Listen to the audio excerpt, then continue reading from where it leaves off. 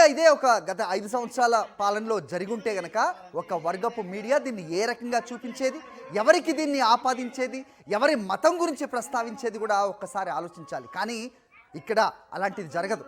So కేవలం టీటీడీని ప్రశ్నిస్తున్నాం. నిజంగా టీటీడీ సిబ్బందే ఈ రకంగా మాంసాహారం డైరెక్ట్గా మెట్ల మార్గంలోనే భుజిస్తుంటే మరి ఎవరిని ప్రశ్నించాలి అనే ప్రశ్నకి సమాధానం రావాల్సిన అవసరం ఉంది. నిజంగా ఇక్కడ పైకి కొండపైకి వెళ్ళే వాళ్ళు ఏదైనా దొంగతనంగానో లేకపోతే గుట్టు చప్పుడు కాకుండానో తీసుకెళ్ళి చాలా సందర్భాల్లో దొరికిన దాఖలాలు చాలా ఉన్నాయి. కానీ ఇలా టీటీడీ సిబ్బందే శ్రీవారి మెట్ల మార్గంలో కూర్చొని యథేచ్ఛగా ధైర్యంగా నాన్ వెజిటేరియన్ మాంసాహారం భుజిస్తున్నారంటే కనుక మరి ఖచ్చితంగా దీనికి స్పందించాల్సిన అవసరం టీటీడీ పాలక మండలికి ఉందా లేదా అనేది ఒక్కసారి ప్రేక్షకులు, తిరుమలకు వెళ్ళే భక్తులు దాని పవిత్రతని కాపాడాల్సిన పాలక మండలిని ప్రశ్నించాల్సిన అవసరం ఉంది.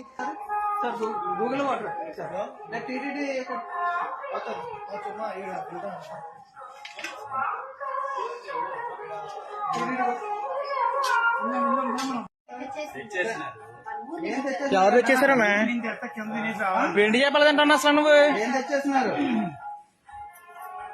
ఊరి నుండి తెచ్చారంటే కింద తినేసి రావాలి, అంతేగాని పైకి తేకూడదు కదా. అపవిత్రం చేస్తున్నారు గుడికి. మీరు వచ్చిన గుడికి ఏం తేమమ్మా? కంప్లైంట్ నెంబర్ ఉంటుంది చూడండి. ఫోన్ చేయి కంప్లైంట్ నెంబర్ ఉంటుంది. ఫోటోలు తీస్తున్నాం, వీడియో తీస్తున్నాం.